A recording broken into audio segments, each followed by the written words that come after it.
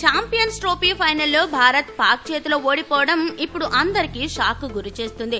అయితే ఆట అన్నాక గెలుపు ఓటములు సహజమని అర్థం చేసుకున్న అభిమానులు ఇప్పుడు టీమిండియా ఆటగాళ్లని ఏమీ అనడం లేదు. అయితే ఇప్పుడు అందరి దృష్టి టీమిండియా ఆటగాళ్లు హార్దిక్ పాండ్యా, రవీంద్ర జడేజా గొడవ మీద పడింది.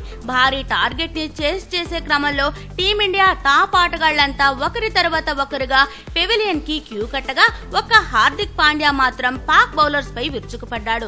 మ్యాచ్ మీద పూర్తిగా ఆశలు వదిలేసుకున్న సమయంలో హార్దిక్ పోరాటం చూసి అందరికీ మళ్లీ మ్యాచ్ పై ఆశలు చిగురించాయి. అయితే ఆ దశలో జడేజా చేసిన తప్పిదానికి హార్దిక్ రన్అట్ కావాల్సి వచ్చింది. అయితే పాండ్యా అవుట్ అయిన కొంత సమయానికే జడేజా కూడా అవుట్ అయిపోయి అందరికీ నిరాశ మిగిల్చాడు. ఈ విషయం మీదే డ్రెస్సింగ్ రూమ్ లో హార్దిక్, జడేజా మధ్య తీవ్ర స్థాయిలో వాదన జరిగిందట. ఆట కోసం నీ వికెట్ ని ఎందుకు త్యాగం చేయలేకపోయావు అని హార్దిక్ జడ్డుని గట్టిగా నిలదీయడంతో నీళ్లు నములుతూ నిల్చోవడం జడేజా వంతు అయిందట. అయితే గొడవ తీవ్ర రూపం దాల్చడంతో కోచ్ కుంబ్లే హార్దిక్ ని పక్కకి తీసుకెళ్లి నచ్చజెప్పినట్టు తెలుస్తుంది.